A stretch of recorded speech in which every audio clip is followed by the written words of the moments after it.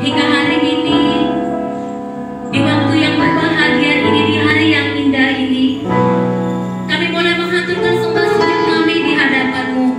Kami boleh memasuki ruang Maha Kudus-Mu, Tuhan. Terpujilah nama-Mu, bahwa kami lebih lagi, Tuhan, menikmati segala kemuliaan dan kemurahan-Mu dalam hidup kami. Terpujilah nama-Mu, Tuhan Yesus.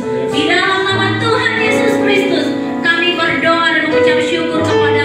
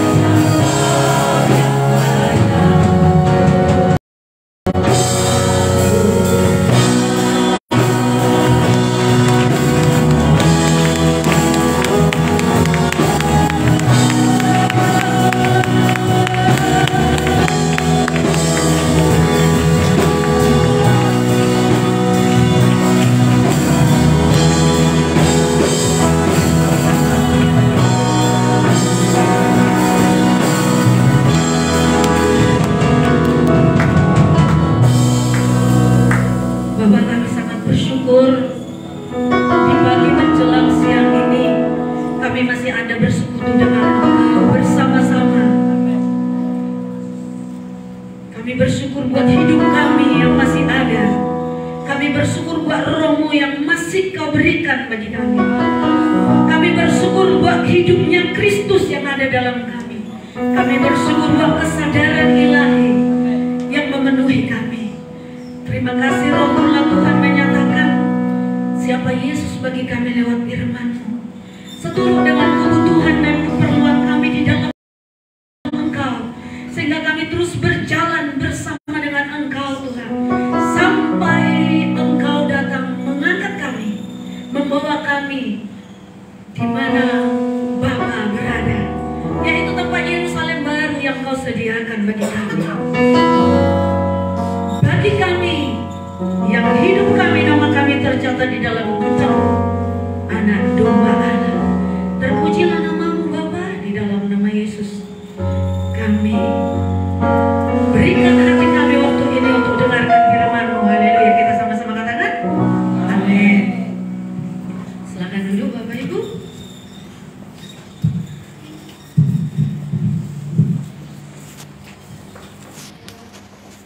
Terima kasih Mbak promosi yang luar biasa. Saya mau katakan Ibu WL kita, saya baru tahu lagu ini, lagu pertama, ayat pertama. Selama ini kita hanya menyanyikan Kau Allah yang besar. Jadi ayat pertama itu nggak pernah saya tahu karena nggak pernah dia dinyanyikan. Jadi agak-agak kagok kita ya. Atau mungkin yang lain udah tahu, tapi kalau saya kagok, jadi saya ngikut-ngikut aja. Luar biasa, berarti kita penambahan ayat lagu. Jadi selalu berkat Tuhan selalu baru. Amin. Itu masih di dalam jenis, artinya ayat pujian seperti itu ya. Puji nama Tuhan. Kebetulan tadi saya nggak tahu apa yang dibagikan di ibadah pertama, dan saya tadi siapa yang bagiinnya Pak? Pak Tambunan. Oh, Pak Tambunan. Puji nama Tuhan. Kebetulan kita di Yud ya, di ibadah Yud. Jadi saya nggak ikut. Dan kami tidak dibawa pesan dari gembala mau bawa apa. Jadi artinya saya nggak tahu pagi hari itu dibagiin apa. Tapi pagi menjelang siang ini waktunya hanya 1 jam. Saya tangkap ini waktu yang sangat singkat kalau kita yang menyampaikan firman ya Pak ya. Dan bagi kita para ketua komsel yang udah berlatih, mungkin kita yang ada di STM juga, bahkan kita sebagai kepala rumah tangga juga yang mulai membagi di rumah, waktu pembagian itu sangat singkat, kekurangan waktu selalu. Tapi kita udah dibatasi, mudah-mudahan saya sepakat bersama Roh Kudus. Judul yang saya mau bagikan ini hal sepele, mungkin hal yang udah biasa kita dengarkan dan yang sering kita lalaikan. Dan kita sering mungkin tidak memahami esensinya apa di dalamnya, tapi ini sangat fundasional bagi kita orang percaya. Amin. Ada orang berkata judul yang saya bawa itu mengenai berdoa.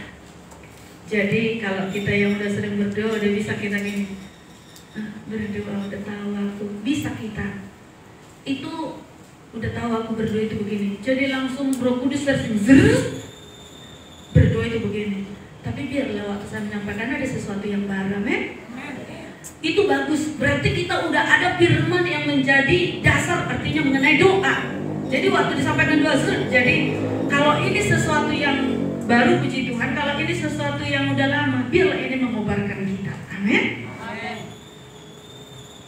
Mengenai berdoa, ada orang bilang doa adalah nafas orang Kristen. Amin. Nafas orang Kristen kalau tidak berdoa tidak bernafas, artinya tidak ada kehidupan. Tapi itu tidak mau saya garis bawahi, bukan.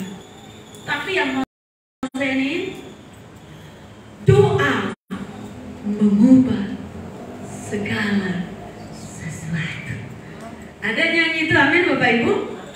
Doa mengubah segala sesuatu. Benarkah doa mengubah segala sesuatu? Banyak orang berpikiran, berasumsi doa mengubah segala sesuatu. Bahkan itu udah diturunkan dari kita. Mungkin papa mama kita. Mari kita sambil berpikir, pakai rasio kita, amin. Jangan ditinggalkan rasionya. Mengenal firman Tuhan pakai rasio, jangan hanya ngerong. Artinya kita dikembalikan, tubuh jiwa roh kita dikembalikan menjadi sempurna. Artinya rasio juga dipakai untuk mengerti, untuk memahami firman, supaya kita gampang melakukan, amin. Tujuannya itu. Benarkah doa mengubah segala sesuatu? Pasti dan cara kita sesuai dengan apa yang kita. Iya kak, iya, doa mengubah segala sesuatu. Buktinya yang buta melihat, yang mampu berjalan, itu salah satunya. Buktinya waktu aku berdoa kemarin langsung dijawab Tuhan. Kita nggak apa-apa, kita senyum-senyum, kita relax aja. Kita nggak ada di sini menghakimi, tapi menembak-nembak kita. Supaya kita, artinya relax. Kita bukan mau marahi, bukan. Supaya kita memandang dengan cara pandang yang baru. Amin. Sehingga doa itu bukan lagi satu momok di dalam hidup kita. Doa mengubah segala sesuatu. Saya itu diajar oleh orang tua saya. Bahkan waktu kita di Tabga juga ya, di sana jadi, bahkan gereja itu misalnya rumah doa bagi segala bangsa. Kalau engkau berdoa, akan terjadi perkara yang besar. Kalau kamu tidak berdoa, tidak terjadi apa-apa. Itu didoktrin habis. Sehingga waktu kita tidak berdoa, contoh dengan rutinitas kita, saat kita berdoa lagi, doaku tidak didengar Tuhan, tidak dijawab oleh Tuhan. Doa mengubah segala sesuatu. Sesungguhnya benar kan? Tapi kembali kita lihat konteks firman Tuhan dari sudut pandang kebenaran. Kalau doa mengubah sesuatu, berarti kalau kita tidak berdoa, Tuhan tidak bekerja, tidak mengerjakan firman-Nya. Berarti karena kita berdoa, berarti pergerakannya dimulai dari kita. Padahal segala sesuatu dimulai dari surga. Kalau kita yang berdoa membuat sesuatu terjadi, disinilah terjadi letak kesombongan gara-gara doa itu. Tanpa sadar, iblis akan suntik pelan-pelan jadi enggak langsung kita tersentak-sentak gitu. Enggak. Karena aku berdoanya, makanya saya nikah. Ada orang seperti itu. Awalnya saya juga seperti itu, karena saya berdoa. Saya berdoa, apalagi kalau tidak selesai, karena saya berdoa, langsung Tuhan keringkan. Mujizat keren. Tapi konteks firman Tuhan, mari kita buka. Kita flashback dulu Kejadian 18 mengenai Abraham. Amin. Abraham di dalam Kejadian 18 diceritakan bahwasanya doa Abraham tidak pernah bisa mengubah keputusan Tuhan. Artinya tidak bisa mengubah segala sesuatu. Dan kita lihat nanti di perjanjian baru korelasinya Tuhan Yesus. Jadi doa itu apa sesungguhnya, supaya kita pahami. Abraham dikatakan sebelum Abraham, malaikat yang Tuhan kirim yang ke beberapa kalinya untuk mengunjungi Abraham dan Sarah, akan janjinya akan Tuhan genapi, diberikan mereka anak untuk keturunan mereka, yaitu Ishak.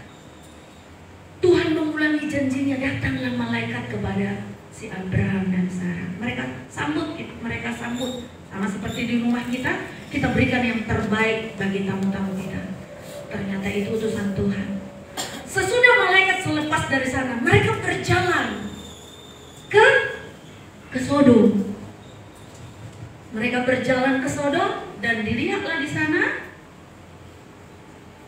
bahwasanya Sodom dan Gomora itu tidak tahu lagi membedakan tangan kanan dan tangan kiri. Artinya sudah penuh dengan dosa. Abraham orang yang suka dekat dengan Tuhan. Pada zaman itu, kalau saya tangkap masih Abraham yang berkenan, yang dilihat oleh Tuhan, yang bisa dipercayakan isi hatinya. Tuhan ngomong kepada Abraham bahwasanya Sodom dan Gomora akan ditunggang balikan, akan dibongoskan.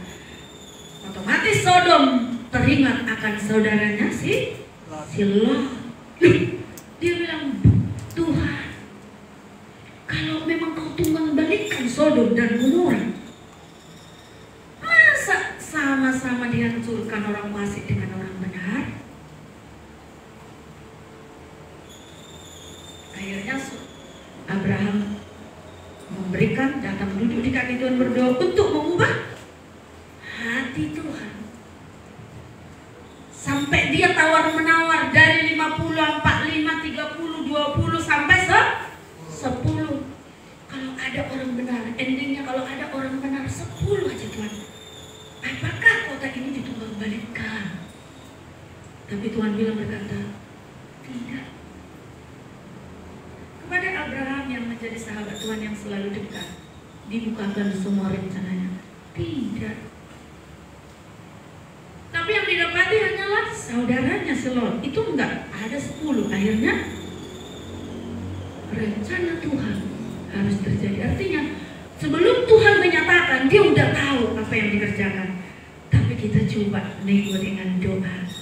Apakah bisa mengubah keputusan Tuhan? Ternyata tidak.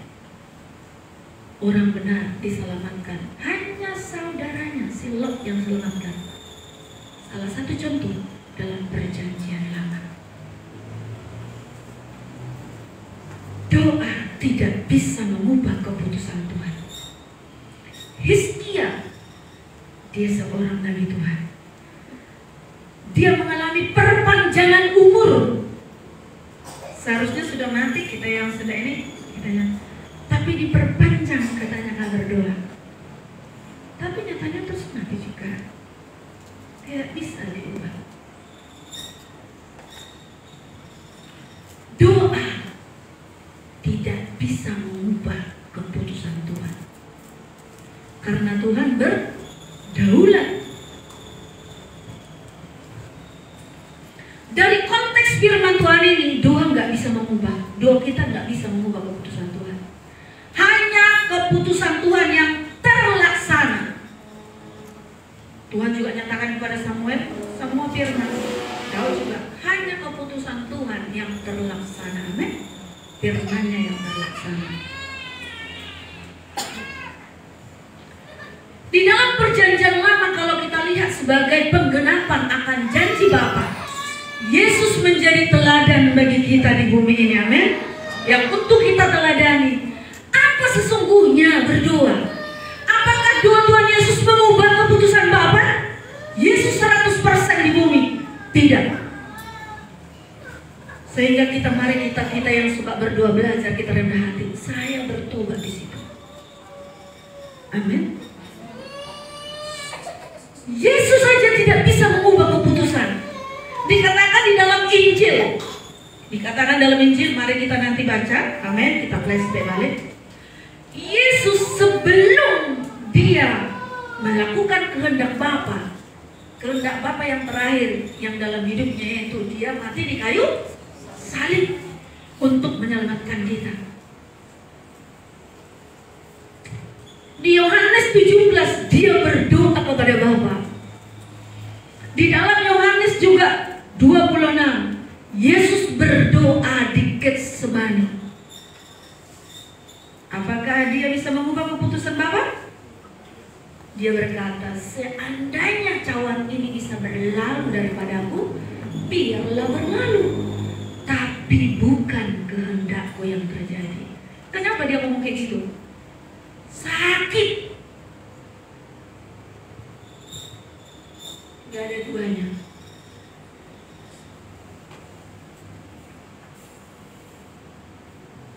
Gak bisa ditangguhkan. Yesus dalam konteks perjanjian lama tidak bisa doa, tidak bisa mengubah. Tapi sebenarnya apa itu doa? Sehingga kita tidak atau mujizat terjadi. Jadi mengharapkan mujizat sama seperti bangsa Israel, bangsa ini, orang-orang yang ada di Yerusalem waktu Tuhan Yesus menyampaikan firman Tuhan di pantai, di mana, di gunung-gunung, banyak orang mengikuti Yesus karena hanya mujizat. Waktu aku berjumpa dengan Yesus, aku diberkati. Oh, aku dapat rumah, aku naik jabatan. Semua hal berbicara jasmani. Sementara Tuhan jarang berbicara jasmani. Karena apa? Kerajaan Allah bukan soal makanan dan minuman, tapi soal kebenaran, kuasa.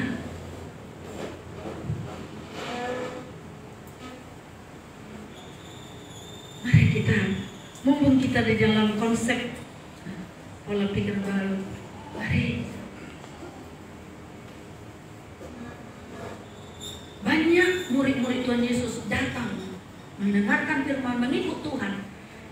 Bahkan murid-muridnya melayani dia hanya untuk melihat mukjizat. Tapi yang Tuhan mau, arti berdoa, mari kita lihat dulu. Di dalam Matius 14 ayat 23 bagaimana ini menjadi teladan bagi kita. Apa sesungguhnya intisari daripada doa? Sehingga waktu kita berdoa bukan ini, Tuhan ikonodo, apa sero? Oh ikon. Enggak kayak gitu lagi. Kayak sejarah. Ikon monang dau, ikon. Enggak menang kecewa. Enggak menang putus asa. Karena apa? Salah pemahaman berdoa. Mari kita baca sama-sama. Dan setelah orang banyak itu disuruhnya pulang, Yesus naik ke atas bukit untuk berdoa seorang diri. Ketika hari sudah malam, ia sendirian di situ.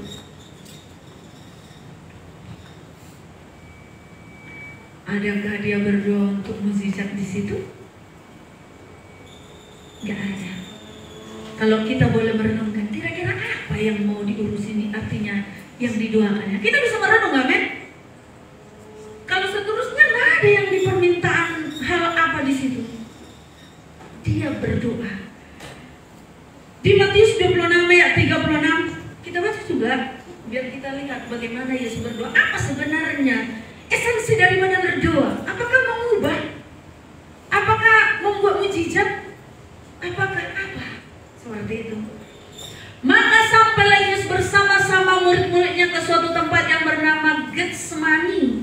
Lalu ia berkata kepada murid-muridnya, duduklah di sini sementara aku pergi ke sana untuk berdoa. Di Lukas 6 ayat 12.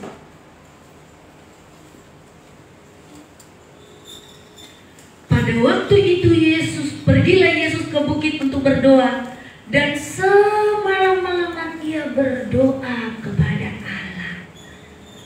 Kenapa saya buka ini, bagaimana Yesus berdoa? Dia tidak untuk mengubah yang tidak, artinya mengubah kehendak Bapa, artinya mengubah yang sakit. Tapi arti doa di situ yang Tuhan inginkan bagi kita, yaitu Yohanes 17 ayat 20 berapa? 23. Doa yaitu membuat kita menyatukan pikiran kita dengan Bapa, menyelaraskan.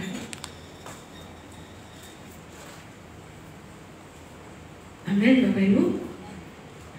Aku di dalam mereka dan engkau di dalam aku, supaya mereka sempurna menjadi satu, agar dunia tahu bahwa engkau yang telah mengutus aku dan bahwa engkau mengasihi mereka sama seperti engkau mengasihi aku. supaya dunia tahu. Apanya yang dunia tahu? Pikiran, perasaan, dan kehendak Tuhan yang ada dalam kita, bukan mujizatnya. Jadi nanti ibu-ibu diwakilkan berdoa. Jadi nggak terlalu ngotot. Wah, doa buat bangsa kami. Boleh berdoa, boleh. Saya nggak bilang, meminta juga boleh. Tapi yang utama Tuhan mau berubah kita menjadi selaras dengan pikiran perasaannya, sehingga kita bisa membawa kemuliaan ke sana nih, mendoakan yang sakit sana. Jadi nggak hanya sebatas doa, karena doa itu harus dikerjakan. Amin Bapak Ibu. Jadi kita nggak dibilang tukang doa. Kalau saya dulu sempat dijuluki tukang doa. Puji Tuhan, saya dibukakan semakin hari. Apa arti berdoa? Jadi doa membuat kita menyatu dengan Bapa, supaya kita sempurna di dalam pikiran, dikembalikan dalam pikiran, perasaan, dan kehendak kita. Jadi kalau kita kayak Yesus berdoa pagi-pagi, amin. Yesus berdoa pagi-pagi. Tujuannya apa? Apakah supaya gini? Jagai anakku Tuhan, dia sekolah. Namanya Yesus security. Jadi mari kita diluruskan dulu. Oh, berkati aku Tuhan. Tuhan yang memberkati kita. Cuma pikiran kita ini yang belum selaras. Itu yang mau diselaraskan di pagi hari, sehingga waktu kita kerja mengerjakan kebenaran. Karena pikiran kita udah selaras dengan pikiran ini. Mulut kita pun udah selaras, jadi kita nggak ngomong yang sia-sia. Perasaan kita juga diselaraskan, sehingga apa? Kita melihat yang lain bukan salah perasaan, karena manusia bukan hidup dari perasaan. Kalau dalam Tuhan, iman. Kalau soal perasaan, mak bergurulah kepada wanita, apalagi yang belum bertobat. Kalau udah bertobat, kita dalam pertemuan dan step-step ya on proses ya. Sama semua. Jadi mari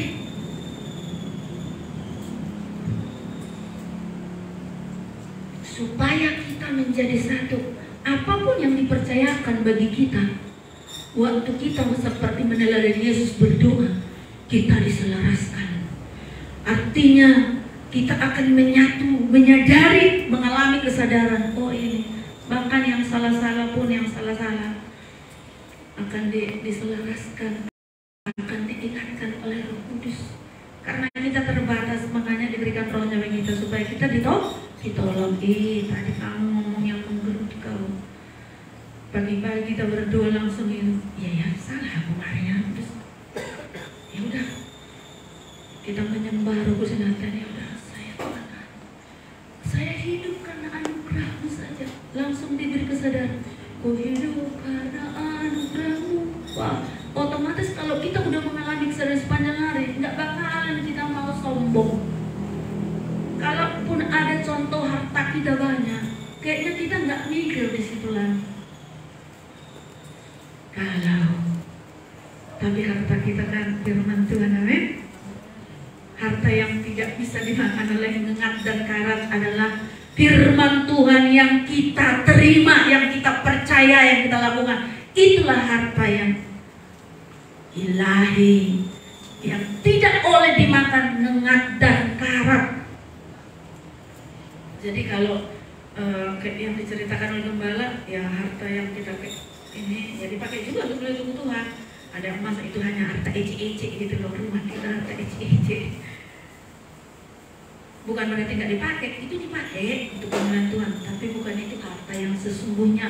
Harta sesungguhnya adalah kebenaran firman yang kita terima, yang kita dapat dari Bapa. Apalagi kita mengalami persekutuan, kita lakukan mengubah kita. Itulah harta yang sesungguhnya.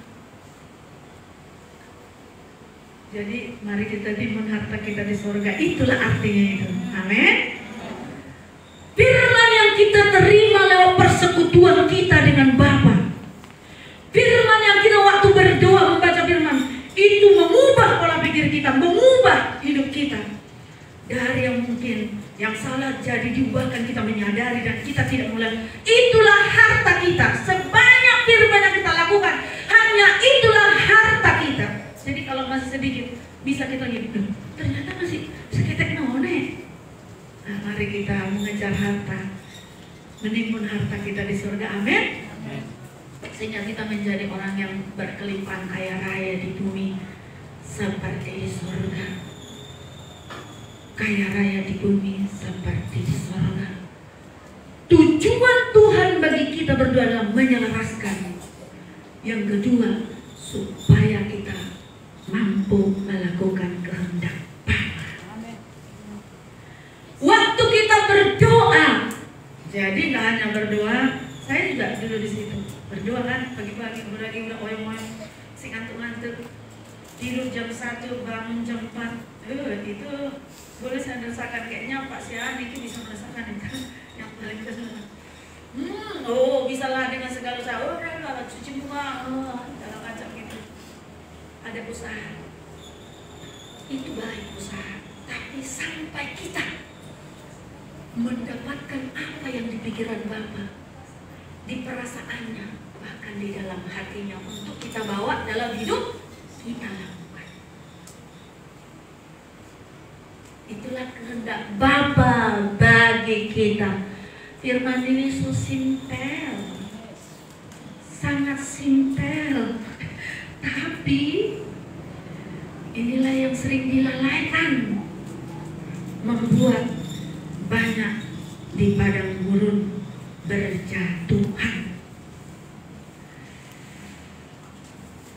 Salah satu contoh, karena tidak berdoa. Tadi kan apa maksudnya, saya artinya dua aja. Tidak berdoa. Mari kita buka di dalam Matius 26 ayat 72. Itu sampai 76, bagaimana Yesus di Getsemani, waktu Yesus ditangkap, apa yang terjadi sebelum ditangkap? Apa yang terjadi? Yesus membawa murid-muridnya 3 orang. Amin. Sebenarnya dibawanya semua, tapi hanya 3 dibawa tersendiri. Dibawanya semua murid-muridnya ke Getsemani yang ada di Bukit Zaitun ya. Tapi dibawa itu hanya 3 ke Bukit Zaitun yang berdoa, yaitu Yakobus, Petrus, dan Yohanes. Di mana waktu Yesus berkata, ya dikatakan di sini, dan ia belum sampai ke situ, belum sampai di situ. Dia sebelumnya saya ceritakan, Yesus membawa ketiga muridnya berdoa. Berjaga, berdoalah kamu di sini, dan saya akan, dan dia pun Yesus berdoa di tempat yang lain, itu di Bukit Zaitun. Tapi Yesus untuk Yesus kembali berdoa, yang dilihatnya murid-muridnya tidur.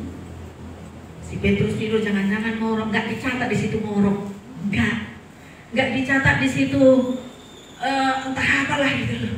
Seperti kebiasaan kita yang lagi menikmati tidur, nggak dicatat. Kalau dicatat nggak tahu keturunannya berapa besarnya. Tidur. Sesudah itu Yesus berkata, tidak terangkan kau berjaga-jaga, artinya berdoa. Ya udah, Yesus kembali berdoa, dilihatnya lagi di tidur. Ketiga kalinya Yesus selesai berdoa, dilihatnya bukan lagi disuruh tidur. Sudah selesai, bangunlah, artinya sudah selesai waktunya Tuhan. Tinggal masuk penangkapan. Sebenarnya apa tujuan daripada berdoa tadi itu selain dan menyelaraskan? Salah satu contoh karena tidak berdoa, yaitu Petrus, Yohanes, Yakobus. Tapi yang paling ininya kita ambil dulu Petrus. Karena tidak berdoa. Kenapa Petrus kita angkat di sini? Waktu Yesus di perjamuan bersama murid-muridnya, Yesus sudah mendeklar, sebelum ayam berkokok 3 kali, Petrus, engkau sudah menyangkal aku.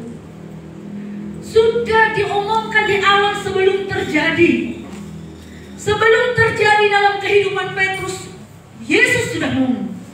Oleh sebab itu Yesus tuntun dia ke Getsemani berdoa, tapi tidak mau berdoa, yang nyatanya tidur. Sesudah selesai waktu Tuhan suruh berdoa, masuk di dalam proses nyata yang sakitnya. Waktu Yesus ditangkap, murid-muridnya semua kocar-kacir. Bahkan murid-murid Tuhan Yesus selain daripada yang 12, ada dikatakan dia lari sampai telanjang terbirit-birit. Telanjang, saking ketakutan oleh tentara Romawi. Orang-orang serdadu itu sampai ketakutan terbirit-birit. Luar biasa takutnya. Pakaiannya aja tanggal, saking takutnya. Bisa kita bayangkan, luar biasa seperti itu. Sampai 3 kali kan Petrus ditemui dengan orang-orang yang menjadi utusan untuk membuktikan imannya. Engkau kenal kan orang itu? Yesus orang Nazaret itu? Enggak, aku kenal. Waktu datang pengujian kejuan, enggak, aku kenal. Datang lagi beribu, ini orang yang bersama dengan Yesus orang Nazaret itu? Enggak. Sampai 3 kali. Enggak, aku kenal Yesus itu ya. Padahal dia di dalam Matius 16 dikatakan, di atas batu karang ini aku akan mendirikan gereja, kalau mau tidak bisa menguasainya. Bahkan kunci jurang maut pun diberikan. Luar biasa pengenalan Tuhan akan Petrus lewat Petrus. Tapi nyatanya waktu dia tidak berdoa, dia jatuh dalam perjuangan. Dia sangkal imannya.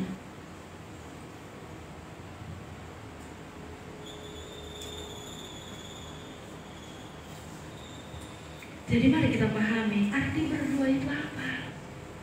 Supaya kita, contoh nih firman Tuhan udah sampai di hari Minggu, kita yes, amin, aku akan lakukan. Nyatanya karena nggak berdoa, nggak bisa tuh. Sama seperti di dalam Matius 13 diambil. Waktu ada pengujian atau lewat suami, udah, aduh hai. Seperti tidak berdiri lagi di dalam kebenaran yang penuh dengan damai sejahtera. Karena apa? Di mana ada kebenaran, di situ ada damai sejahtera. Jangan kita pikir saya dalam kebenaran tapi nggak damai sejahtera. Nonsen. Saya bilang nonsen. Saya waktu ngomong itu marah, benar saya itu. Tapi nggak damai sejahtera. Nah itu hanya kita perasaan aja. Jadi mari kita diselaraskan, amin, kepada kebenaran, supaya kita terus Tuhan lihat. Semakin hari semakin kita dibaharui, semakin serupa segambar yang Tuhan, semakin sempurna, sama seperti Bapa adalah sempurna.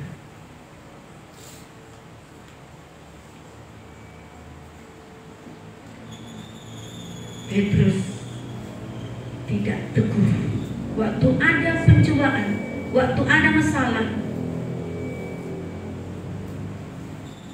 nggak hidup benar lagi, nggak ada lagi Tuhan-Tuhannya, itu lagi yang lebih parah. Nggak ada ini. Yesus kalau tidak berdoa, pasti dia waktu menjalani proses salib akan keluar semut kepada Bapa. Kalau tidak berdoa, tidak memahami arti doa, setiap masalah akan keluar sumut-sumut.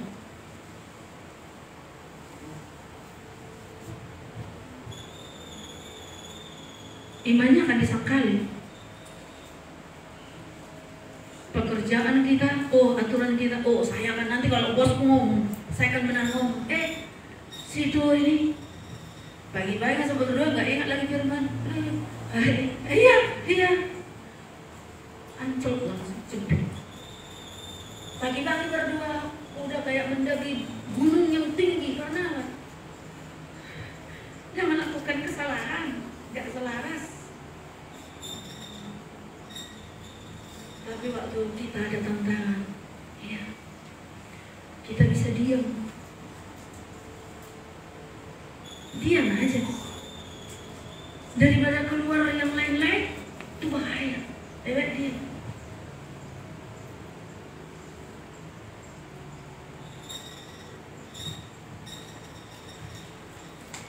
Dunia aja berkata diam itu emas ya. Artinya tidak sepakat dengan ketidakbenaran, baik lewat perkataan dan pikiran. Kalau pikiran kita belum ini, udah perlu kita diam supaya nggak mencemarin kita ini. Ini adalah masa-masa kita diselaraskan, masa pemulihan, amin. Masa kita dikembalikan kepada rancangan Allah yang semula. Mari kita melakukannya. Bapa sampai melakukan kehendak Bapa karena dia berjaga-jaga. Yesus menjadi teladan. Yesus, dia 100%, tapi sungguhnya kan dia juga manusia Allah. Dia aja tidak ada dosa dalam dirinya. Memang sih kalau dia mau berdosa bisa, tapi dia tidak mau sepakat karena benih dosa gak ada dalam dirinya.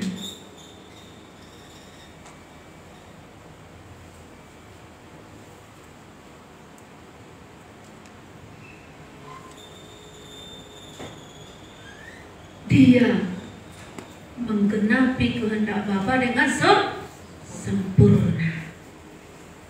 Sehingga nama di atas segala nama akan bertekuk lutut menyembah Yesus adalah Tuhan bagi kemuliaan Bapa. Yesus berdoa, dia enggak meminta. Kalau dikatakan di dalam yang Yohanes 17, dia berdoa, lindungilah mereka daripada yang jahat.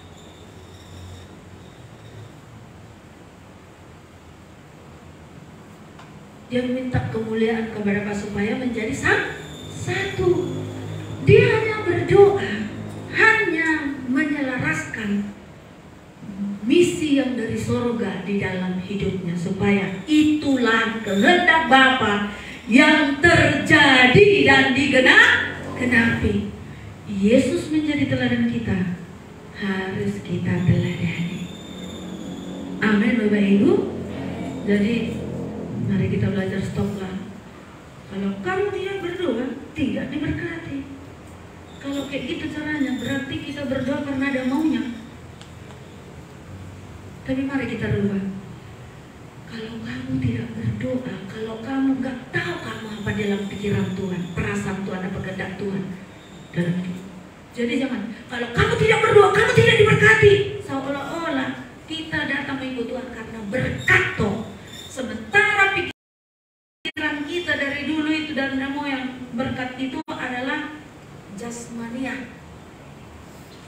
Mari kita rubah. Amin Bapak Ibu.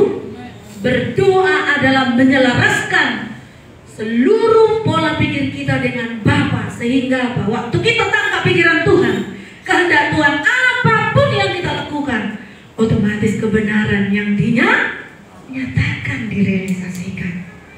Setiap hari kita akan menyenangkan kehendak Bapa, melakukan kehendak, menyenangkan hati Tuhan. Itu yang hebat, itu yang dahsyat. Waktu itu kita lakukan, saya percaya anak-anak kita juga akan mulai menikmati itu, akan turun. Jadi nggak susah, kamu pun ya kita mulai berjuang lah ya, orang tua yang sudah tercekoki dengan game yang tidak artinya siap. Kita orang tua dengan nggak masuknya teknologi yang canggih, mari kita berjuang dengan cara seperti itu. Mari kita rubah cara mindset kita, terus itu dideklarasikan bagi anak-anak kita. Berdoa bukan supaya kita diberkati, tapi berdoa supaya kita tahu apa di pikiran Tuhan bagimu, apa perasaan Tuhan, apa kehendak Tuhan, dan itulah yang kita lakukan sepanjang hari ini. Jadi waktu sekolah, waktu bekerja, kita tidak lagi dengan cara kita. Amin Bapak Ibu. Apalagi waktu jualannya, waktu contoh jualan,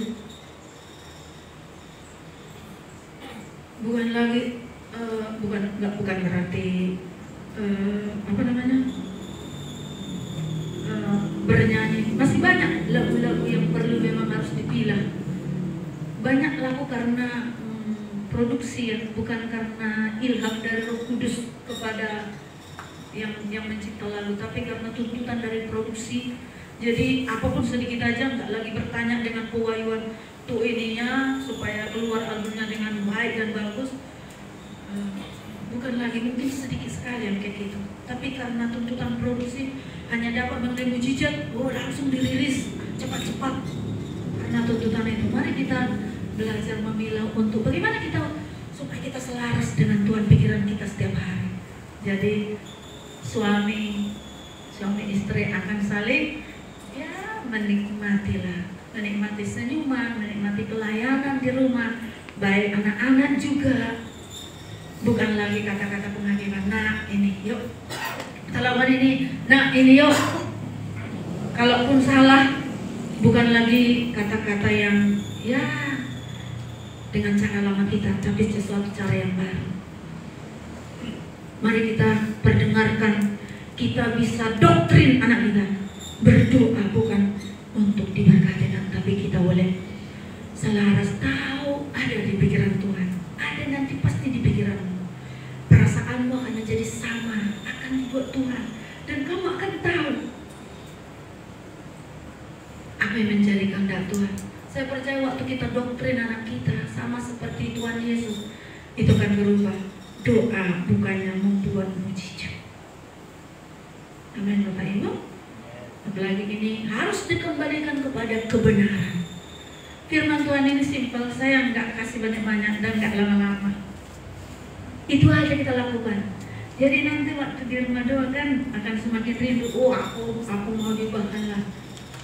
Jadi datang ke Tuhan bukan karena gini, aku datang ke Tuhan, bisa aku berdoa, anak saya langsung diubah. Itu cara lama. Tuhan, aku mau datang pada Tuhan, aku mau dirubah. Sehingga waktu saya dirubah, berjumpa dengan Tuhan, ketemu anak saya pun nanti saya bisa arahkan dia sehingga dia pun berubah.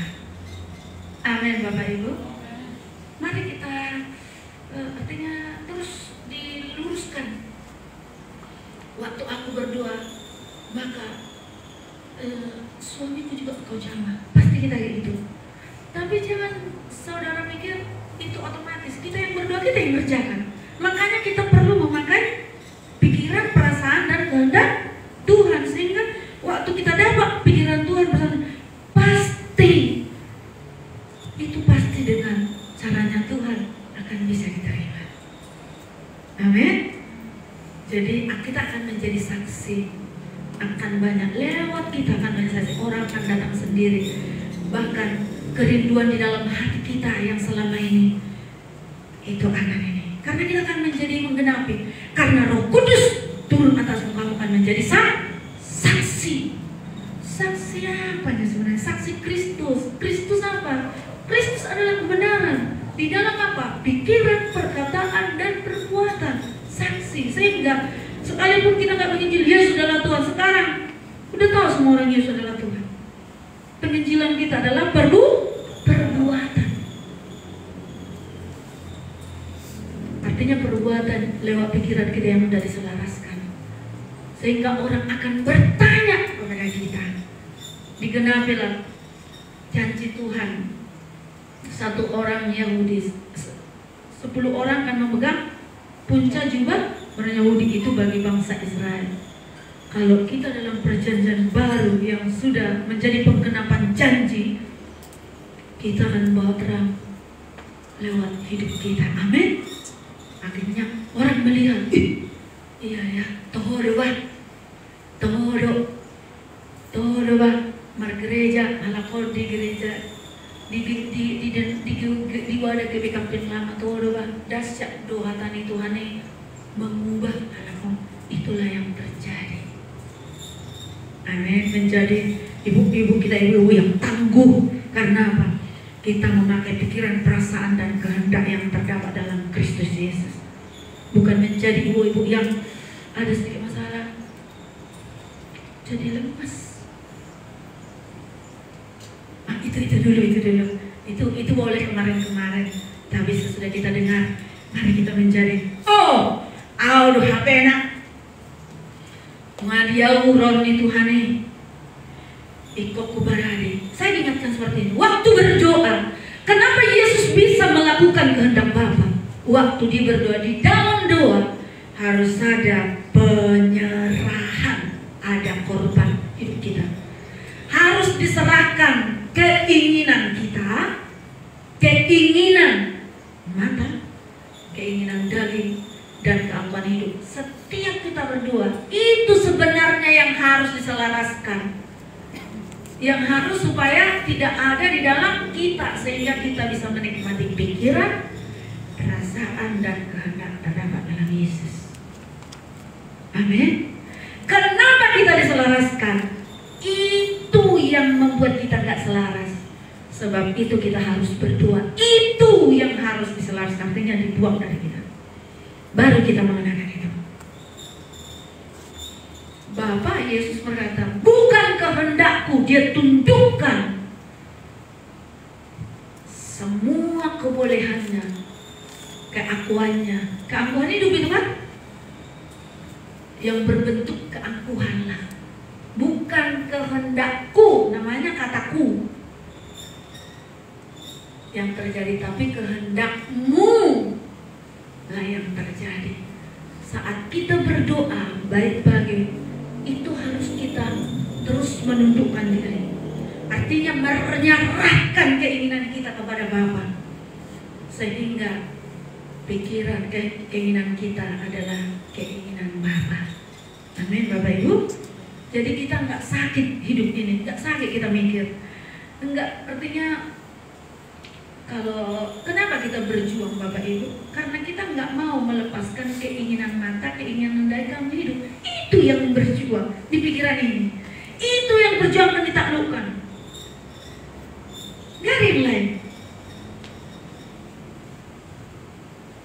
Karena setiap hari kan kita lihat tasnya branded, yang kita lihat sepatunya ganti, saya nggak ganti.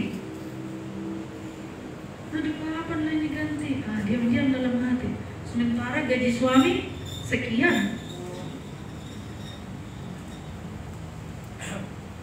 Itu tergantung diri kali ya. Nggak apa-apa lah. Yang sana udah punya rumah, kami belum. Gitu, bagi yang belum punya rumah. Yang sana udah punya mobil, aku belum. Itu sebenarnya bukan berarti nggak bisa punya mobil. Beribu-ribu mobil juga bisa, nggak dilarang. Malah Yesus senang kok kita kaya. Tapi keinginannya yang membuat kita, pikiran kita nggak selaras dengan pikiran Tuhan, itu yang salah. Ya kalau kita punya mobil kan ada tujuannya. Tujuannya untuk apa? Kerajaan Allah kan, untuk memang keinginan daging dan mata gangguan hidup. Nah itu apa goalnya? Harus jelas.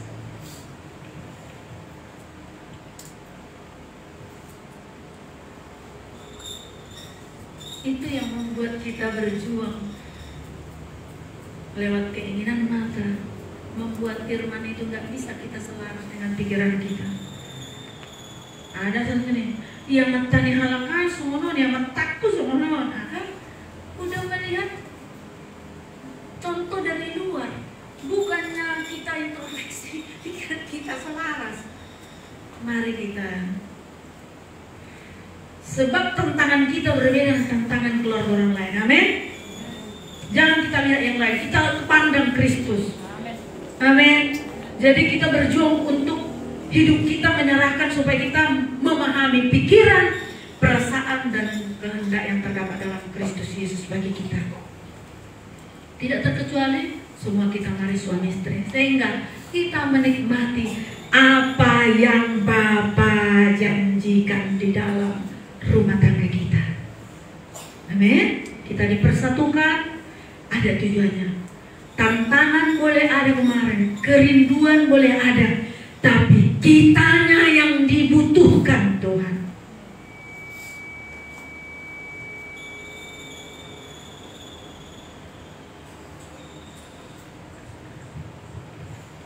Setiap kerinduan pasti ada langkah untuk menggenapinya. Amin. Setiap kerinduan pasti ada yang harus diselaraskan supaya kita berjalan di jalan itu. Kalau enggak, itu hanyalah daging yang bekerja. Kita pikir itu kehendak Bapa, ternyata bukan. Semuanya akan membawa masalahnya jadinya. Oleh sebab itu, puji nama Tuhan, Roh Kudus diberikan bagi kita. Mari kita kembali kepada firman Allah. Kita teladani Yesus. Apa sesungguhnya esensi daripada berdoa? Jadi nggak hanya kalau nggak berdoa nggak hidup, tapi nggak tahu ininya yang tujuannya apa. Waktu berdoa apa maksudnya? Apa yang mau saya dapatkan? Apa yang harus saya lakukan? Di situ yang perlu. Amin Bapak Ibu. Jadi akan muncul lagi waktu berdoa, waktu kita selaras, tiba-tiba oh saya dapat kehendak Tuhan gini, aku melakukan ini, aku melakukan ini, aku melakukan ini di dalam rumah tangga. Artinya aku melakukan ini, aku harus melakukan ini. Yang dulunya aku kayak gini, aku harus rendah hati, aku harus ini, aku harus ini. Kenapa? Kita lagi membuang dan kita mau menciptakan natur ilahi di dalam hidup kita. Jadi janji Bapa yang selama ini kita rindukan itu akan segera tergenapi. Jadi nggak sulit bagi kita. Nama letong ina takut berubah, nggak kayak gitu lagi. Memang nama letong namolan molo makatai jadung selalu keinginan di dokon dakya dituruti ba, nggak kayak gitu lagi. Karena semua menyelaraskan luar biasa. Amin. Simpel, saya nggak banyak Tuhan taruh, hanya itu supaya apa? Kita berdoa di sana, di rumah, di mana saja. Ada sesuatu. Jadi bukan doa kita yang mengubah, tapi pertobatan kita yang kita selaraskanlah yang membuat Tuhan berdampak mengerjakan. Artinya kita yang mengerjakannya. Bukan lagi Tuhan yang mengerjakannya, tapi kita. Nyanyian itu ada gini, roh apa?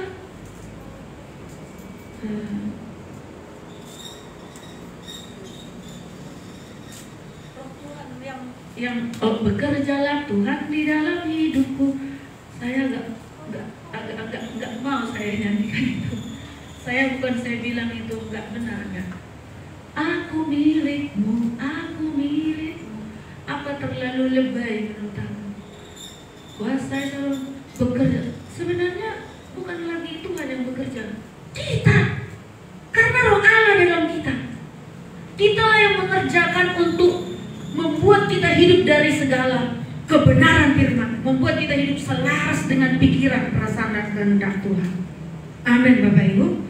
Jadi bukannya kayaknya menanti gimana untuk mengerjakan. Kalau ini enggak aku kerjakan, seolah-olah seperti itu. Kalau Tuhan bekerjalah Tuhan, artinya disuruh-suruh Tuhan bekerja. Padahal kita udah diberikan rohnya. Bekerjalah untuk makanan yang tidak binasa. Bekerja untuk mengumpulkan harta yang tidak binasa. Itu artinya bekerja.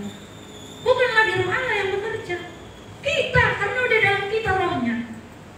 Oleh sebab kita itu dikuasai pikiran kita, perasaan kita, dan kehendak kita pun akan mengerjakannya. Amin. Jadi saya nggak mau bilang itu salah, enggak, saya nggak bilang itu. Saya kurang mau menjadikan itu. Karena apa? Saya yang bekerja. Di dalam Kejadian juga Adam bekerja.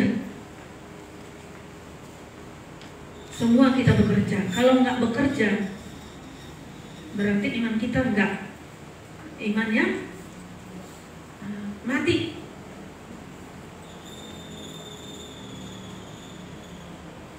Iman yang pasif.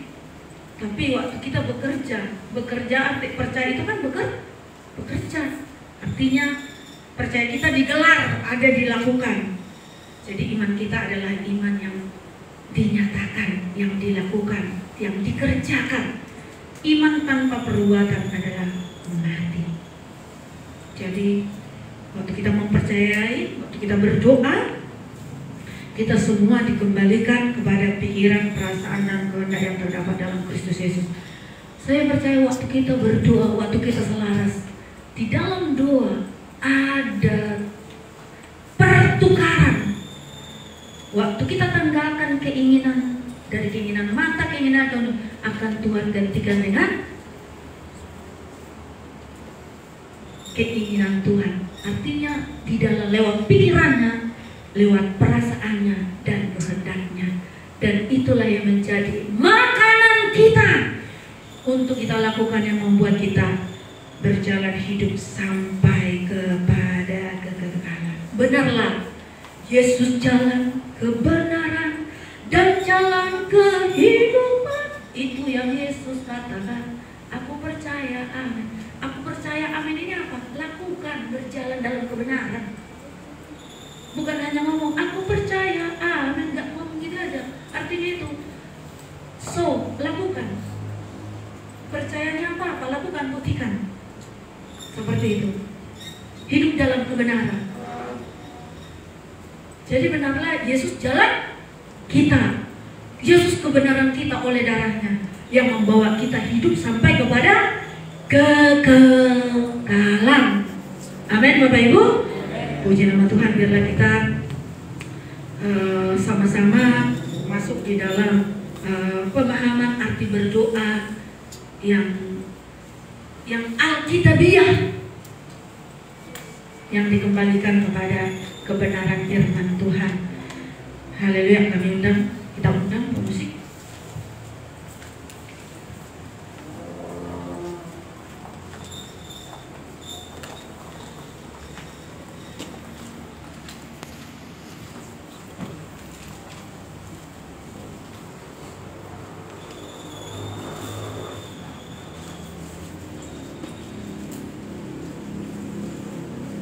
Saya percaya waktu kita berdoa buat hamba-hamba Tuhan akan lebih efisien, amin.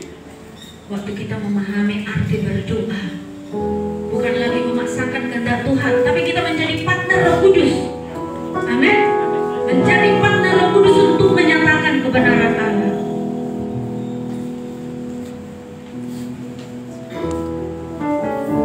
Kasih Bapa, kami memuji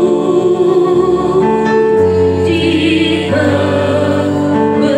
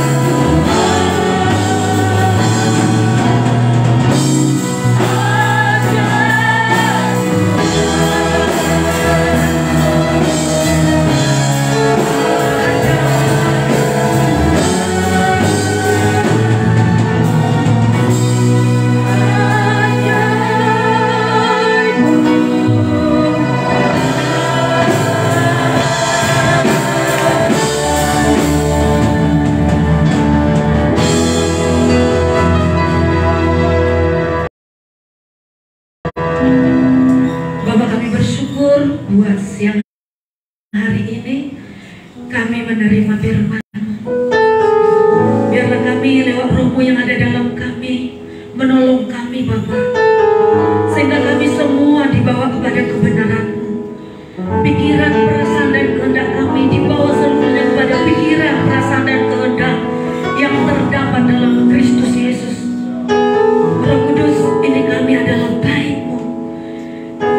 Kami mau dikembalikan berdoa seperti yang Kau mau. Kami mau meneladani Yesus di dalam hidup kami, sehingga pencarian kami kepadamu bukan pencarian akan dunia ini, tapi pencarian kami adalah pencarian akan kekekalan, akan kerajaan-Mu, akan kebenaran-Mu, akan kehendak Bapa, sehingga kami semuanya ya Tuhan menyenangkan Engkau, memuliakan Engkau Tuhan lewat hidup kami. Terima kasih Bapa, termaterailah firman-Mu di dalam batin kami. Kami sungguh percaya sekali Roh Kudus-Mu menjadi jaminan bagi kami, sampai firman itu kami hidupi menjadi gaya hidup kami.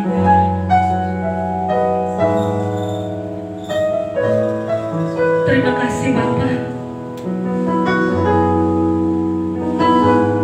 Makasih buat Roh-Mu menolong kami untuk kami bebas dari segala keinginan kami, segala keinginan kami yang berasal dari dunia ini, sehingga hanya Engkau saja, keinginan-Mu saja yang menunggal di dalam hidup kami. Kami sangat bersyukur ada di musimnya Tuhan ini, di kegerakan Tuhan yang di akhir ini. Terima kasih Bapa, Kau beri kami kesempatan untuk membawa sejarahnya Tuhan atas keluarga kami, dimanapun Kau berikan kami kesempatan ya Bapa. Terima kasih Bapa. Kami yang belum memahami, tolong kami. Bagi yang belum mendapatkannya, sungguh Roh-Mu tidak terbatas di dalam kami, mengajar kami Bapa, sehingga kami sempurna seperti Bapa. Semua kami sama-sama Kau dapati sempurna di hadapan-Mu Bapa. Terima kasih. Kami juga berdoa saat ini Tuhan, kami mengangkat tangan kami buat gembala kami yang ada di Sipahutar ya Tuhan. Terima kasih buat Roh-Mu terus berbicara bagi gembala kami. Bahkan adik kami Cio, bahkan Tuhan Ibu gembala kami, seluruh kebenaran-Mu Tuhan Yesus, isi hati-Mu yang menjadi kerinduan-Mu bagi semua jiwa-jiwa yang dipertemukan, yang Bapa pertemukan dengan mereka. Mari Roh Kudus mampukan mereka terus untuk mendengar suara-Mu. Perdengarkan isi hati-Mu lewat firman-Mu, sebab di mana ada kebenaran, di mana firman disampaikan, di situ terjadi kelepasan, kemerdekaan, dan sejahtera. Bahkan di situ dikembalikan semua jiwa-jiwa kepada-Mu Bapa. Bahkan saat mereka mendapat kebenaran-Mu, itulah yang akan menyehatkan mereka, menjadi kekuatan dan perlindungan, bahkan menjadi sukacita mereka di dalam Engkau. Terima kasih Bapa. Bahkan hal-hal yang menjadi agenda Tuhan yang belum Bapa bukakan, inilah saatnya Roh Kudus mereka bekerja sama dengan Engkau yang ada di dalam hati mereka. Firman-Mu menjadi terang, yang menjadi Tuhan Yesus, yang menjadi penerang bagi mereka. Terima kasih Bapa. Kami percaya sungguh mereka tidak kekurangan satu apapun, karena Roh-Mu menyatu dengan mereka, menunggal di dalam pikiran, perasaan dan kehendak mereka. Terima kasih Bapa. Diberkatilah mereka berlimpah-limpah di dalam Kristus Yesus Tuhan. Bahkan juga Tuhan, mungkin mereka juga Tuhan Yesus, apa saja, sekali lagi apa saja, bagi mereka akan menikmati Engkau. Kami rindu berjumpa dengan mereka di dalam berkat Tuhan yang selalu baru, di dalam kesaksian hidup yang selalu baru. Terima kasih Bapa, perjalanan mereka pulang nantinya ke sini Tuhan di minggu ini, sungguh Allah Roh Kudus yang menyertai mereka. Tiba mereka bersama dengan kami tidak kekurangan sesuatu apapun, tapi kelimpahan di dalam anugerah Allah, anugerah kebenaran dan anugerah kasih karunia untuk hidup menyenangkan Engkau. Terima kasih Bapa, terpujilah nama-Mu. Diberkatilah seluruh kami semua, bahkan keluarga kami. Lewat hidup kami akan nyatakan Engkau Tuhan, akan banyak keluarga kami, semua keluarga kami dikembalikan kepada rancangan Allah yang semula. Terpujilah nama-Mu Tuhan. Terima kasih. Terpujilah nama-Mu. Dan sebentar kami juga nantinya akan pulang.